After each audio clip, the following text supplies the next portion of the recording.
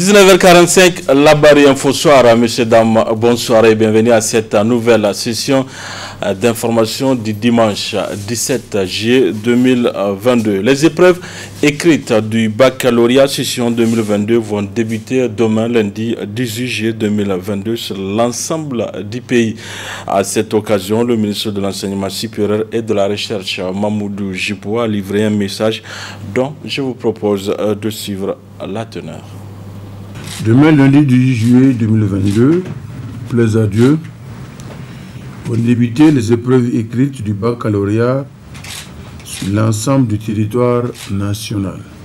Ce sont au total 86 830 candidats, toutes séries et toutes spécialités confondues, qui vont se lancer à la quête du premier diplôme universitaire du Niger. Sur cet effectif, en progression de 5,71% par rapport à l'année 2021, les filles sont au nombre de 33 950, soit 39,10% du total. Les candidats libres, au nombre de 14 565, représentent une proportion de 16,77%. Ces candidats sont répartis dans 202 centres. Cette année, une nouvelle localité abrite pour la première fois de leur histoire des centres d'examen.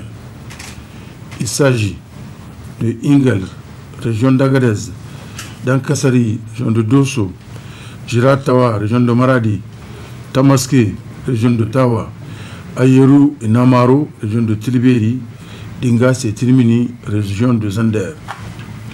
Tous les jurys sont en place et prêts pour la tenue de l'examen comme prévu. D'ores et déjà, le gouvernement a pris toutes les dispositions nécessaires pour garantir le bon déroulement de la session.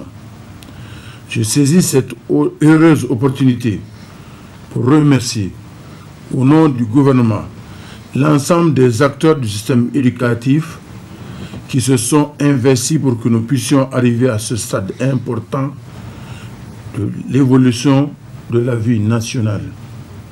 Mesdames et messieurs, les autorités nigériennes, au premier rang desquelles Son Excellence M. Mohamed Bazoum, président de la République, chef de l'État, et M. Oumoudou Mahamadou, Premier ministre, chef du gouvernement, sont fermement attachés à l'organisation d'examens propres et crédibles dans notre pays.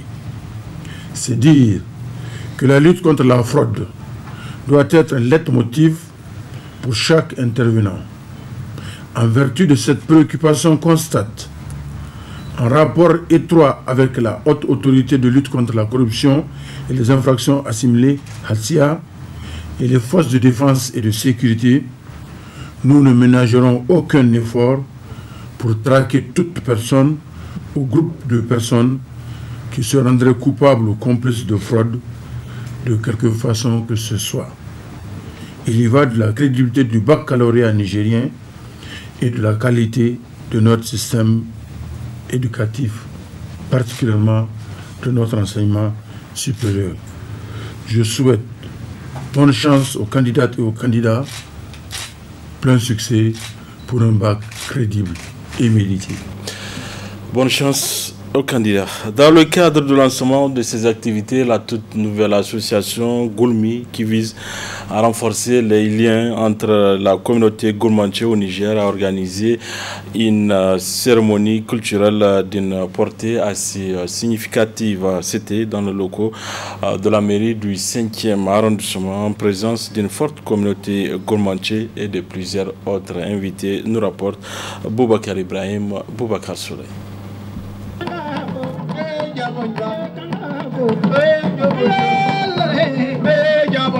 Culture et consolidation de la cohésion sociale. Tel a été le thème de la toute première manifestation culturelle dite Goulmou, organisée par l'association Goulmou Masouagou. Il s'est ainsi agi pour cette association à travers cette initiative d'une portée symbolique de créer les conditions de préserver l'identité culturelle gourmandier et raffermir les liens avec les autres communautés nigériennes. Occasion pour le président de la dite association de faire une situation de la communauté gourmandier au Niger et l'importance de cette manifestation culturelle. Ici au Niger, les Gourmandiers se situent sur la rive droite du fleuve où ils cohabitent avec les populations Jarma, Soreille et Peul, surtout dans le département de Terra et dans la zone rurale et les localités de Makalondi, Torodi, Tamou et Ouro-Dialadio. C'est dire que les Gourmandiers ne sont pas des étrangers. Et d'ailleurs, Gourmandier veut dire en langue Soreille ou Jarma, habitant de la rive droite du fleuve. La rive gauche étant appelée Aoussake, rive Aoussa, car les Gourmandiers utilisent l'autonyme Gourmandieba pour se désigner. Il est de notre devoir, en tant que président de l'association Ougoulou Masouagou, de rappeler pour mieux réaffirmer que cette première manifestation culturelle, placée sous le thème culture et cohésion sociale, vise l'unité de tous les filles et fils du Gourmou, mieux de tous les filles et fils du Niger. Prenant la parole au nom du maire empêché, le deuxième adjoint au maire à l'arrondissement communal Niamey 5 se réjouit du choix porté sur sa commune pour abriter les toutes premières festivités de l'association. Cette manifestation est une belle initiative et a le mérite de réunir toutes les filles et tous les fils du Liptako Gourma et au-delà de l'arrondissement communal Niamey 5. Le Gourmou qui se tient en ce moment sous le parrainage de l'arrondissement communal Niamey 5 est un signe de l'intérêt que vous portez à la culture comme gage d'unité nationale, d'où le thème culture et cohésion sociale. Des passages au Niger, un élu d'une localité de Burkina composant une communauté gourmandier invité à prendre part n'a pas manqué de traduire sa satisfaction en ces termes. Pour nous, c'est une grande joie et c'est une première pour moi de prendre part à une telle cérémonie. Je ne pouvais pas, quand j'ai appris, ne pas mettre le pied ici pour soutenir cet événement culturel et dire merci aux autorités du pays qui accompagnent et qui ont cet engagement donc aux côtés des communautés de pouvoir émerger, de pouvoir à travers la culture créer ce socle-là de paix, de joie au sein des communautés. La communauté gourmandier est l'une des communautés du Niger qui possède une riche identité culturelle illustrée à travers cette manifestation.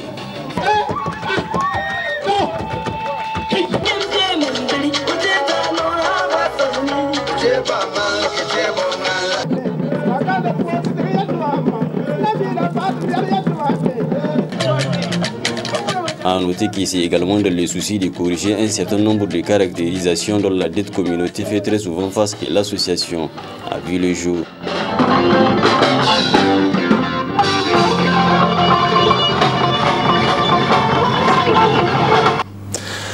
L'église évangélique de la République du Niger, assise au quartier Bukoki-2, abrité du 15 au 17 juillet 2022 la semaine des femmes régionales avec pour thème « Femmes, réveillez-vous ». Un premier rendez-vous des femmes croyantes de la région de Niamey qui vise à s'inspirer des enseignements bibliques pour une cohésion sociale et la coexistence pacifique. Le résumé avec Adam Soumana sur les images de Sadodomi. Pour un coup d'essai, c'est un coup de maître que réussissent les femmes de la capitale, membres des églises évangéliques de la République du Niger à travers cette semaine à elles dédiée autour d'un thème portant sur le réveil spirituel. Et c'est consciente du rôle qu'elles ont à jouer aussi bien dans la vie spirituelle que dans la société tout entière que les femmes de l'ERN de Niamey marquent ainsi ce rendez-vous religieux. Les femmes, dans la vie de l'Église, on dit que les femmes sont le pilier de toute maison. Vous savez, le pilier, c'est ça qui tient la maison. S'il n'y a pas une femme dans une maison, la maison ne peut pas tenir. C'est pourquoi dans le cadre de nos activités le vendredi, nous avons organisé un enseignement sur les 5 obstacles à l'unité du couple. C'est un couple aguerri, le couple de révérend Sani Hassan et sa femme qui ont eu à dispenser cette formation. Et comme je l'ai dit dans mon discours, on a été richement bénis. Les femmes ont posé des questions, elles ont dit, en tout cas, toutes les obstacles qu'elles ont eu à repérer. Parce qu'ils ont même, le couple a un rôle de conseiller conjugal dans l'église. Donc vous voyez, la femme, tout repose sur la femme. Si la femme elle est posée, elle est bien, le foyer sera bien, l'église sera bien, le pays sera bien, l'humanité sera bien. Comme on le dit, la femme c'est la mère de l'humanité. Une initiative louable qui a acquis la bénédiction de l'église dont les responsables se réjouissent des nobles objectifs à elle assignés. Ce moment c'est vraiment un moment d'abord de communion et un moment de rendre grâce au Seigneur, un moment de partage.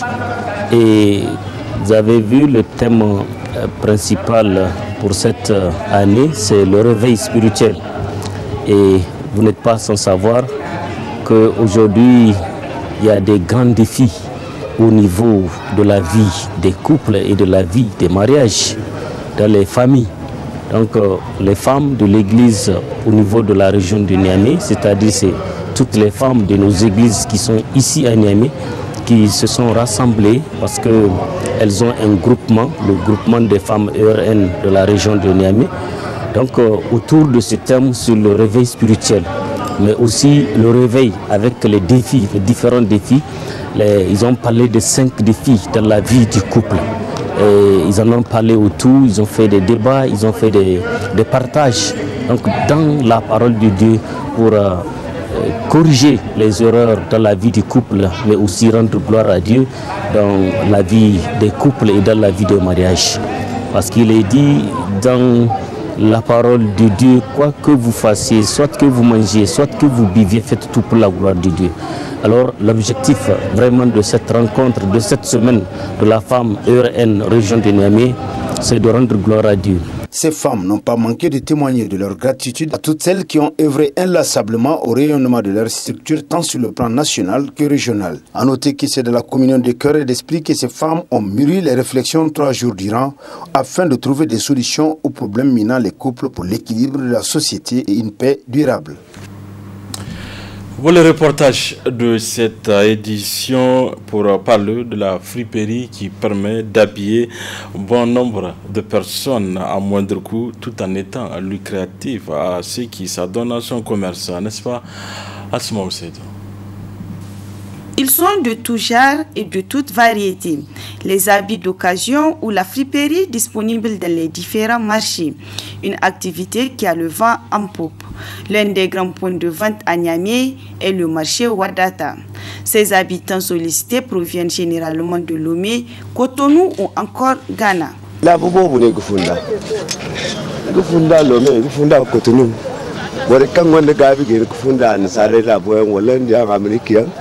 Je vends de la friperie. Ces habits nous proviennent de Lomé, Cotonou et Ghana. Ce commerce est plus ou moins rentable.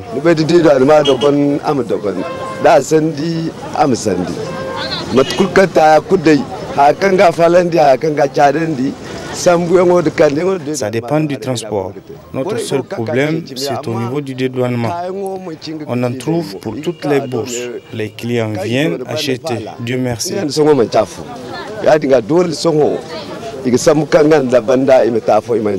Connus pour leur qualité, leur résistance et leur accessibilité à moindre coût, ces friperies font les affaires des clients. D'abord, c'est parce que c'est moins cher par rapport à d'autres. Et puis, il y a des variétés. Genre, dans les friperies, tu peux avoir des habits qu'on ne trouve pas, les qualités. Et des fois, c'est moins cher et ils sont résistants. Depuis qu'on est petite, on vient dans les friperies payer les habits, donc je ne peux pas déterminer vraiment. Ça n'empêche pas d'acheter les habits de bonne qualité aussi.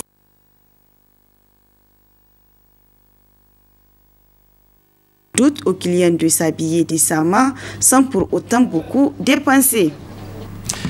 Voilà, messieurs, dames, c'est tout pour ce 19h45 de la télévision La Barille. Merci à vous de l'avoir suivi. Au revoir.